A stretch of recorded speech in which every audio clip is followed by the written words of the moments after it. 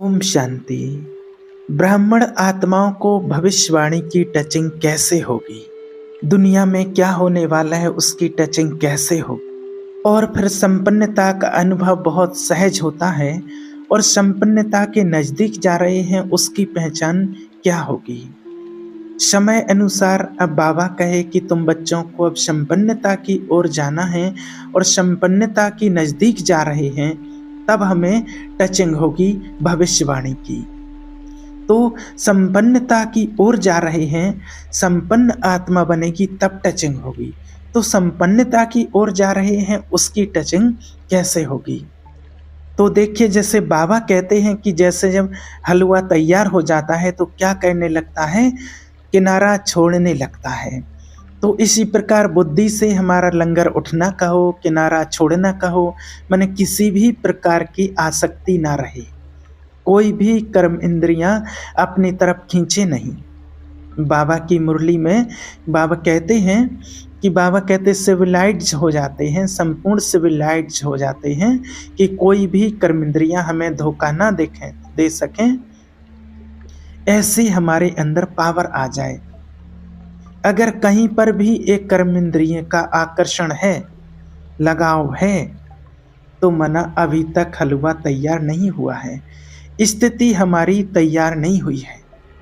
इसलिए बाबा ने कई बार मुरलियों में बोला है कि बाबा ने कहा मुरली में कि बार बार चेक करो, आईना दिया है, कहीं आंखें धोखा तो नहीं दे रहे, मुख धोखा तो नहीं दे रहा, कान धोखा तो नहीं दे रहे। एक एक इंद्रिय को चेक करो, एक एक इंद्रिय को चेक करो कि न्यारी हो गई है, तैयार हो गई है, क्योंकि ऊपर उड़ना है, हमें बाबा के पास जाना है। तो इतनी आसक्तियों से कर्म इंद्रियां भरी हो जाए, कोई भी प्रकार की आकर्षण इस दुनिया की मुझे खींचे नहीं। ये मुझे अपने आप में महसूस करना है, देखना है कि कहीं हमारी बुद्धि अटकी हुई तो नहीं है। और देखिए, आंखें भी कितने रूप से धोखा देती हैं, कोई एक रूप से नहीं धोखा देती हैं कि नाम रूप में फंसे तो उसी को नहीं कहा जाता है कि आंखों ने धोखा दिया। कोई चीज़ देखी और मन हुआ कि चलो उठा करके खा लें, तो वो आंखों ने देखा तभी जीवा भी क्या हुई, फंस गई और खा भी लिया। तो ये आंखें कितनी इंद्रियों को कितना धोखा देने का काम करती हैं। इसीलिए बाबा कहते हैं कि सिविलाइज्ड, किसी को देखा, कौन सा भाव जागृत हुआ, कभी नफरत का भाव जागृत हुआ, कभी हीनता का भाव, कभी कौन सा भाव जागृत हुआ, तो देखा तब ना। तो देखा कब? जब देह को देखा। अगर आत्मा को देखते थे तो हर आत्मा तो बाबा के बच्चे हैं, हम सब एक परिवार के हैं, तो कोई हीनता की भावना का ये भाव, सारे भाव समाप्त हो जाते। तो आंखें कितने रूप से धोखा देती हैं। तो बाबा ने कहा हमारी आंखें इतनी सिविलाइज्ड हो गई कि हम बाबा से अपनी नजरें मिला सकें, और उस नजरों के द्वारा हम अपने अंदर कितना सुकून महसूस करते हैं, भरपूर होते जाते हैं। तो संपन्नता का दूसरा लक्षण है भरपूरता का अनुभव करना। भरपूर है तो इतना अंदर से तृप्त है आत्मा, तब कहेंगे संपन्नता के नजदीक जा रहे हैं। अगर आत्मा अंदर तृप्त ही नहीं है, ये चाहिए वो चाहिए, अनेक प्रकार के भाव चाहिए कि भाव अगर मर्ज हो रहे हैं, तो बाबा कहे वो तृप्ति, वो संतुष्टि नहीं है, तो संपन्नता जैसे कि बहुत दूर है। तो इसलिए संपन्न स्थिति ही बाप समान स्थिति। इसलिए बाबा कहते अपने आप को देखो कि हम संपन्न बने हैं। अगर नहीं बने हैं तो अपने आप पर मेहनत करेंगे। तो अपने आप पर क्या मेहनत करेंगे? अपने ऊपर सूक्ष्म मेहनत करनी है। तो कम से कम बाबा अभी भी हम बच्चों को सूक्ष्म में मदद करने के लिए तैयार है। तो बाबा से सकाश लेना, कब लेना बाबा से सकाश? अमृत वेले। जो बाबा बार बार कहते हैं, अमृत वेले की बारे में बाबा कहते ही रहते हैं कि अमृत वेले का समय बहुत अच्छा है सकाश लेने का। तो अमृत वेले अभी भी बाबा सकाश दे करके हम बच्चों को मदद कर रहा है। तो बाबा की सकाश को खींचना खुद नहीं कर पा रहे हैं तो बाबा से सकाश लेकर के अपने अंदर भरना है। कैसे भरेंगे? बाबा ने कहा कि अगर बाबा ने बताया है बाबा से सकाश लेना है तो ये देवहन में होंगे तो सकाश नहीं ले सकते हैं। उसके लिए मुझे भी अपने स्वरूप को कैसा बनाना होगा? बाबा के जैसा।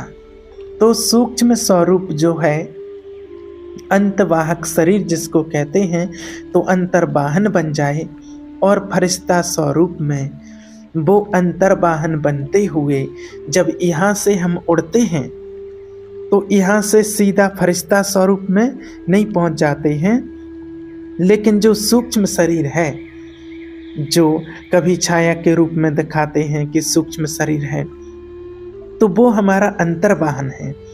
उससे हम वतन में जाते हैं बाबा के पास और वहाँ हर एक की संपूर्ण अव्यक्त फरिश्ता ड्रेस है।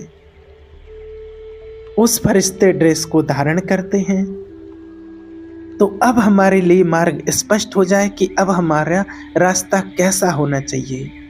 तो वो बाबा के लिए बाबा की सवेरे की लाइट और माइट की किरणें लेकर के सारे दिन के लिए रास्ता स्पष्ट कर दो, मार्गदर्शन हमारा स्पष्ट कर दो।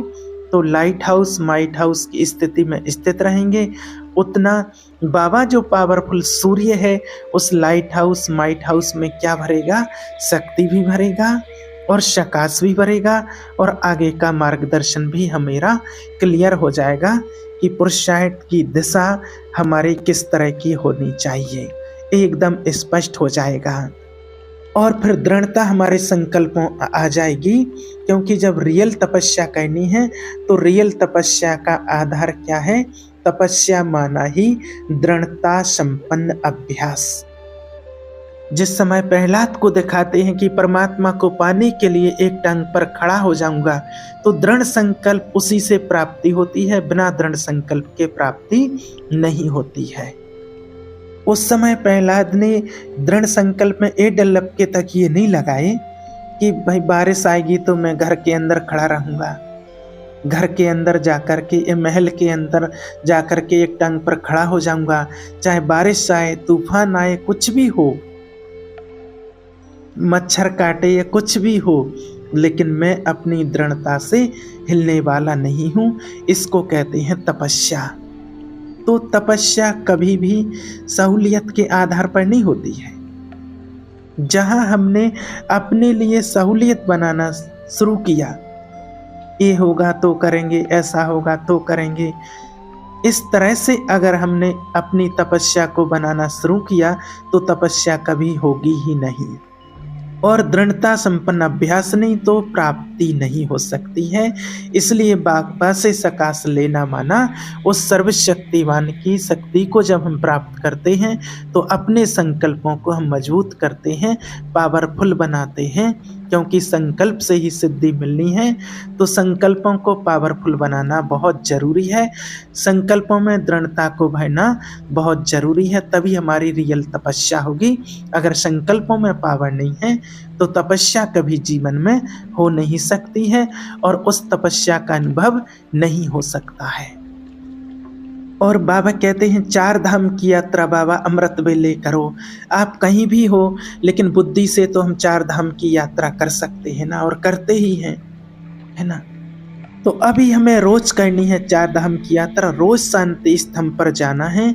बाबा शांति का टावर है, पवित्रता का सागर है, शक्ति का टावर है, ज्ञान का टावर है। ऐसे मुझे भी शांति का टावर, ज्ञान का टावर, शक्ति का टावर और पवित्रता का टावर बनना है। यानी उसकी हाईएस्ट स्टेज में अपने आप को स्थित करना, टावर ना कि सबसे ऊंचा, तो उसकी हाईएस्ट स्टेज में अपने आप को स्थित करना है। जब शांति का टावर बन जाती हूँ तो उस समय मन की स्थिति इतनी शांति की ओर, जैसे शांति के प्रकंपन दूर दूर तक पहुँच रहे हैं, जा रहे हैं। जैसे एक मोबाइल का टावर होता है, कितना भी कोई जंगल में भी होगा तो भी उसको सिग्नल मिलती है। ठीक इसी तरह बाबा भी कहते हैं कि टावर बन जाओ, तो आप कहाँ भी होंगे तो बाबा के सिग्नल को क्या करेंगे, कैच करेंगे। इसीलिए बाबा कहे कि जब बुद्धि की लाइन क्लियर होगी तो बाबा से टचिंग पावर, कैचिंग पावर आप तक बहुत स्पष्ट होगी, आपको स्पष्ट समझ में आएगी समय आने पर। क्योंकि जैसे जैसे अंतिम समय आएगा तो इस तरह का माहौल बनेगा, ऐसी ऐसी परिस्थितियां आएंगी, अगर मेरी बुद्धि की लाइन क्लियर नहीं है तो हम उस परिस्थिति में फंस सकते हैं। लेकिन अगर मैं टावर हूं तो नीचे जंगल कितना भी हो और टावर ऊपर है तो ऊपर से क्या सिग्नल सहज कैच कर सकता है, और सिग्नल प्राप्त किया तो बहुत क्लियर टचिंग आएगी कि इस हालत में मुझे क्या करना है। कभी कभी बाबा टचिंग देगा कि बच्चे ये रास्ते पर नहीं जाना, इस रास्ते पर जाना। इस ऐसे महसूस कराए है, मैं अनुभव कराया है, ऐसा लगता है कि बाबा की टचिंग हुई है, नहीं तो उस रास्ते पर जाने वाले थे, इस रास्ते पर आए, यहाँ आए तो सेफ हो गए, और बाद में पता चला कि वहाँ कितना क्या हो गया। तो छोटी छोटी बातें अनुभव कराता है बाबा। तो जब हम टावर बन के बैठ जाते कि मैं टावर हूँ, इतनी ऊंचाई की स्थिति पर हूँ, तो बाबा से जो शक्ति प्राप्त होती है उससे हमारी बुद्धि रिफाइन हो जाती है और हमारी कैचिंग पावर और टचिंग पावर एकदम तीक्ष्ण हो जाती है, बहुत स्पष्ट हो जाती। इस बात को अच्छे से समझना। तो इससे हमें अपनी स्थिति को बिल्कुल टावर बनाना है और बाबा से लेते जाओ।